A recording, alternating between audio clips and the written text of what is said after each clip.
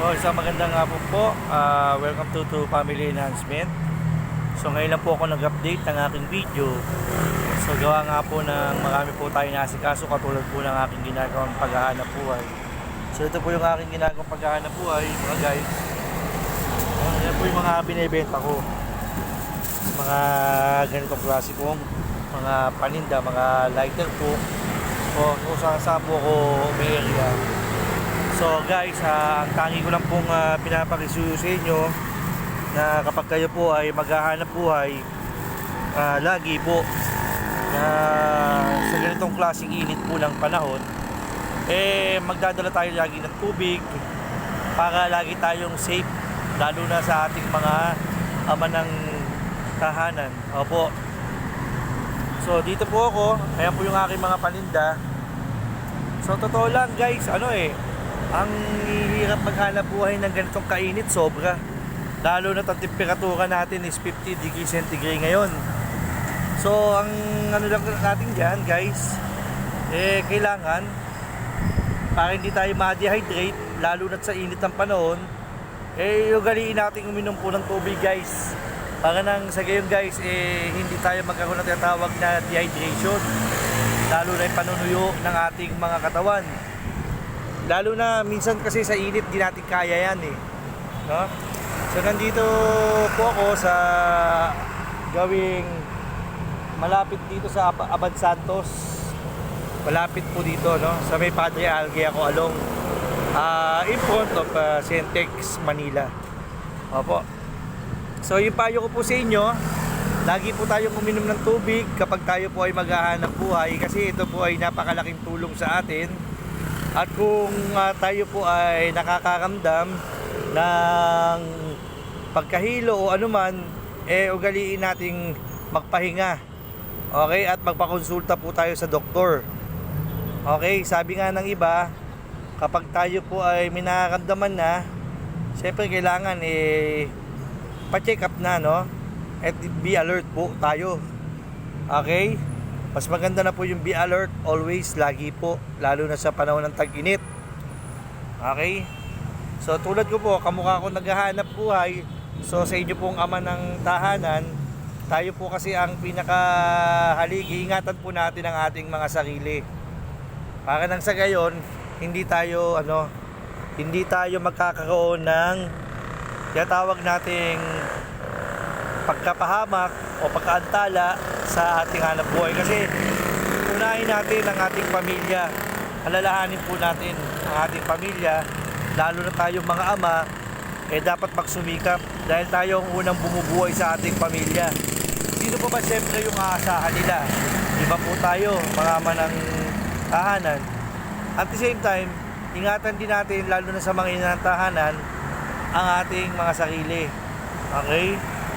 Kasi tayo lahat kumikilos pagdating sa lahat ng gawaing bahay, higit sa lahat tayong mga ina ng tahanan, maging responsible tayo sa ating mga asawa. So yun po yung aking pinapayo sa inyo. So at the same time, ngayon po, andito rin ako at patuloy po muna ako nagpapahinga kasi meron pa po akong dideliveran mamaya. So maghahanap pa rin po ako ng prospect. Ang hirap po talaga sa panahon ngayon ng buhay. Hindi madali ang pagdadala ng buhay ngayon. Napakadaming mga times na hindi naman lagi mabili yung ating mga paninda. Tulad nga po ng binibenta ko na mga lighter po sa mga tinda-tindahan. So sa akin po ito, kaya naman po ako ngayon nag-upload. Para na sa gayon, lagi ko po kayong na-update regarding po doon sa aking ginagawang pag-vlog o paggawa po ng video. Okay po. So ngayon po, at the same time, pangalawa, no, para hindi rin tayo magkaroon ng tinatawag nating pagkaantala sa ating paghahanap buhay. Una sa lahat, lagi tayong ugaliing magkaroon po ng tinatawag natin, po yun, magkaroon tayo ng tuwalya. Magbabaon po tayo lagi ng tuwalya, lalo na kapag ngayon tag-init. Sobrang init po ngayon ng panahon. Kaya ugaliin natin magbaon ng face towel o ano man. Kasi tayo pinapawisan, di ba?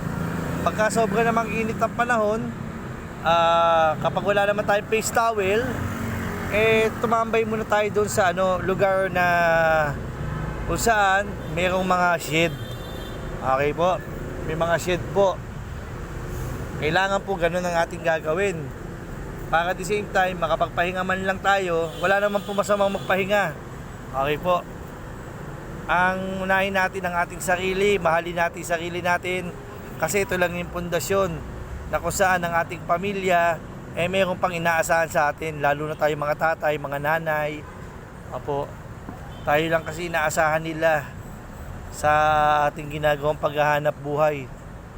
So napakahirap ngayon ng panahon. Paghirap po dito tayo talaga. Kung sa pera lang po ang pag-uusapan, napakadaling gastusin. 1,000 nga lang, kala mo 100 na po. Opo. So ngayon, ang tangi ko lang pong pinapayo sa inyo na huwag niyo pong pakalilimutan, laging magbaon ng tubig, always keep safe, lalo na kapag tayo rin po ay nagmumotor. Okay? So tingnan natin yung ating mga dinadaanan.